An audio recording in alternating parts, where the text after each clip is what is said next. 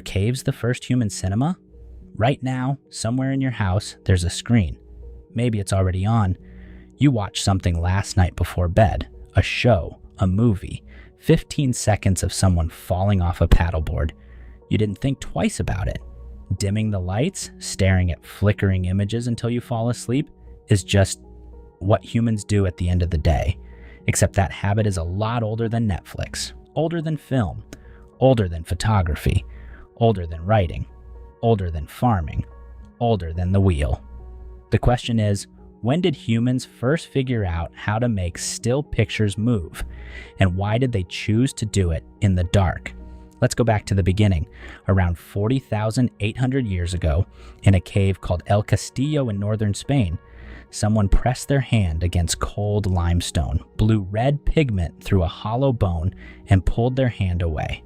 A stencil. One of the oldest dated images ever made by human hands. Simple, right? A signature in the dark from someone who will never have a name.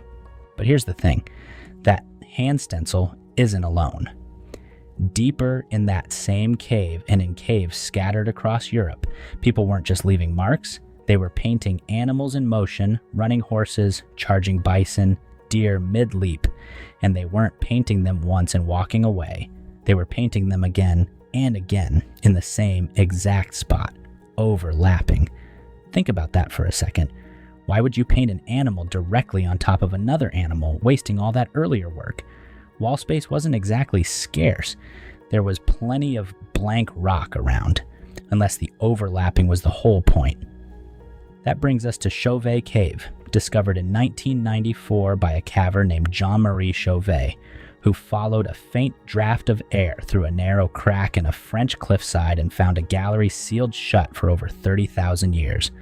Lions mid-stride, rhinos with extra legs, horses with blurred, doubled outlines, like someone had smudged the pause button. For decades, archaeologists assumed this was just clumsy art, maybe layers from different centuries painted over each other by accident, sloppy artists reusing a good wall. But here's the problem with that theory. The technique is too consistent, too deliberate. It shows up again and again in different caves hundreds of miles apart, made by people who never met. In the 2000s, a French prehistorian named Marc Azéma started looking at these extra-legged animals differently. He noticed that if you moved a flickering torch or firelight across the wall, instead of a static electric bulb, the multiple overlapping legs stopped looking like mistakes.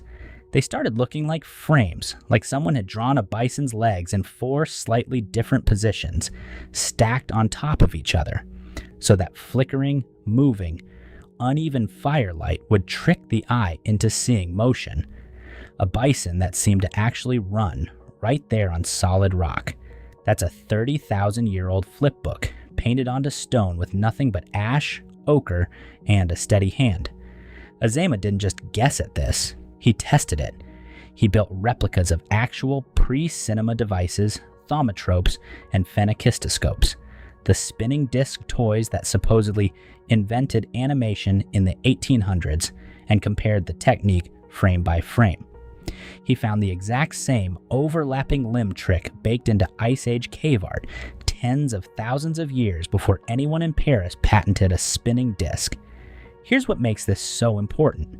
Humans weren't just decorating walls to pass the time. They may have been engineering the first illusion of movement our species ever pulled off, before wheels, before pottery, before the bow and arrow was common technology. Someone, working alone by a single torch in total darkness, cracked the basic principle that every cartoon, every flip book, every movie reel after them would quietly depend on, that a series of still images, flashed in quick succession, tricks the brain into believing it's watching something alive. But movement wasn't the only trick going on down there. A researcher named Iegor Reznikoff spent years walking through painted caves in France with nothing but his own voice, humming, clapping, singing single notes at different points along the walls. What he found was strange. The paintings weren't scattered randomly across the available rock. They clustered at the exact spots where the cave's acoustics made sound boom, echo, and resonate, the natural sweet spots of each chamber, the places where a single hum came back thicker and louder than it went in. Empty stretches of wall, flat, easy to reach, easy to paint, usually blank, ignored completely.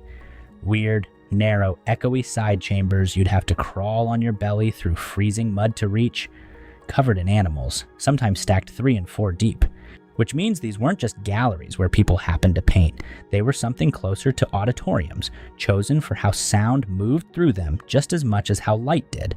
Somebody, or some group, was staging an experience. Sound bouncing off stone, torchlight flickering unevenly, animals that seemed to breathe and gallop across solid rock. In total darkness, with nothing but fire for a projector and a cave wall for a screen. That's not decoration. That's a screening room built by people we usually picture holding sharpened sticks. And it wasn't a one-off fluke. Fast forward tens of thousands of years to 1940 in the French village of Montignac. 4 teenagers and a dog named Robot were chasing after a hole in the ground. Legend says the dog fell in after a rabbit and stumbled straight into Lascaux. Hundreds of paintings, layered animals. The same overlapping limb animation style, this time roughly 17,000 years old. Different generation, different valley, same instinct. Humans, alone in the dark, still trying to make pictures move. So by now you might be thinking, okay, cool Ice Age party trick, but why does any of this actually matter to me scrolling my phone in 2026? Because the loop never actually broke. It just kept getting new hardware. Shadow puppets in ancient China and Java, cut from leather and projected onto stretched screens by firelight over 20 centuries ago. Magic lanterns in the 1600s, throwing painted glass images onto walls in darkened rooms for crowds who reportedly gasped and crossed themselves, convinced it was witchcraft. Flip books in the 1800s, cheap enough for a child to own. Thomas Edison's kinetoscope in the 1890s, a single viewer peering into a dark wooden box, watching a strip of still photographs flicker into motion for the very first time. Same trick, every time. Same darkness, same flickering light. Torch, then lantern flame, then filament bulb, then LED screen. We didn't invent cinema in Hollywood. We just kept refining a 40,000-year-old habit of standing in the dark, staring at light that flickers, watching things that aren't really moving pretend to move anyway. So here's the full picture. 40,000 years ago, someone presses a hand to a wall. Somebody else starts stacking legs on a bison to fake a stride. A whole species starts choosing caves not for shelter, but for sound. Torches replace the sun as the only trusted light source for storytelling. Thousands of years pass, and shadow puppets replace torchlit bison. Magic lanterns replace shadow puppets. Edison's box replaces the lantern. Your phone replaces the box. And tonight, when you dim the lights and hit play on something, you're not doing anything new at all. You're running the oldest trick our species ever pulled on its own eyes, the one we figured out before we had a word for movie, before we had a word for almost anything. Maybe that's the real reveal here. We didn't become human and then invent storytelling as an afterthought. Chasing flickering light in the dark, trying to make still things move, might be one of the very first things that made us human at all. Anyway, next time you're binge watching something at 1 a.m., you've got good company, about 40,000 years of it.